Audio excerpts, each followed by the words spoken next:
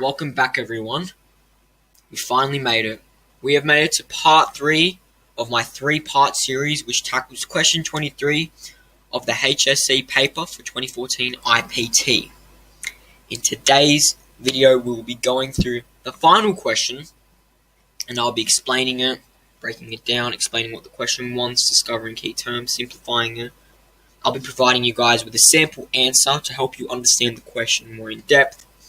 And of course, I'll be assisting you guys in better understanding not only the response, not only my sample answer, but the marking criteria, the guidelines, the dot points that you need to smash out in order to get 4 out of 4 for this question. Yes, guys, this is 1 mark extra than the previous 2 questions, meaning you're going to have to work a bit harder with this, but it's all good. I'm going to help you guys out. Let's get right into this video.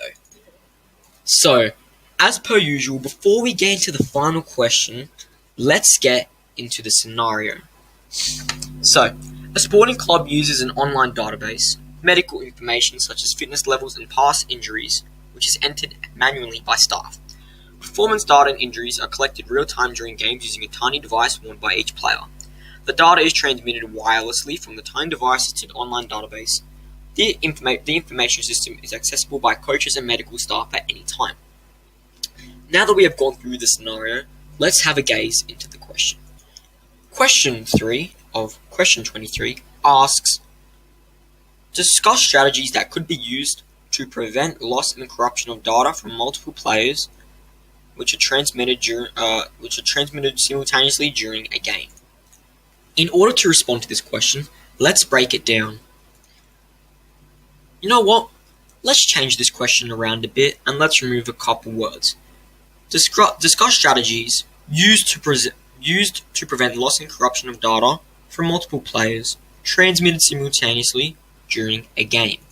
So, in order to attack this question effectively and get the 4 out of 4 mark, we must discuss, which means provide points for and against, in regards to strategies that could be used to prevent loss and corruption of data.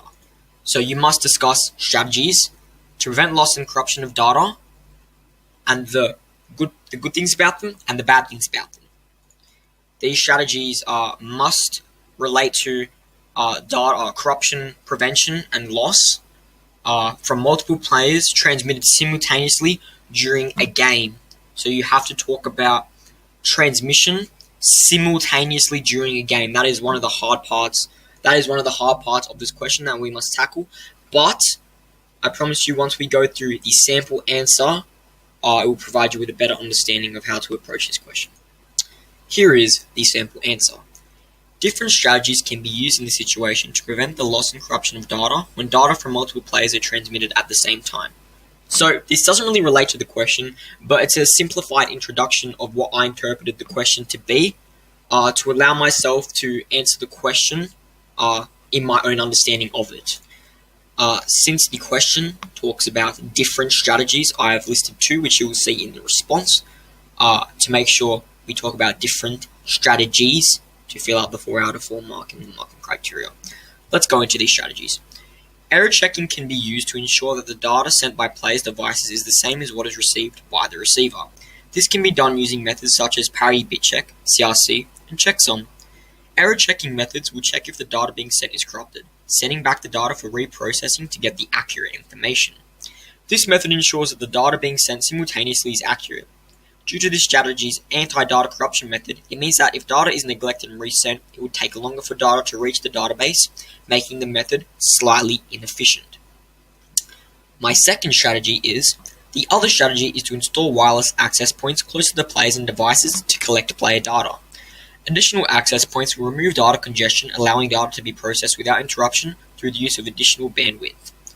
The con of this strategy, though, is that for this to work effectively, additional costs must be put aside to install the wireless access points to receive the data simultaneously from each player wearing the device. As you can see, I have provided points for and against for each of the strategies I have listed, which is the parity bit check and the wireless access points. We have talked about how these strategies prevent the loss and corruption of data, the pros, the cons, and we have talked about how these have been in play when data from multiple players are transmitted at the same time. Okay, as you can see in the response underlined here. Now that you have observed the sample answer and we've gone through the question, we've broken it down, let's go into the marking guidelines, the marking criteria, some of the dot points to see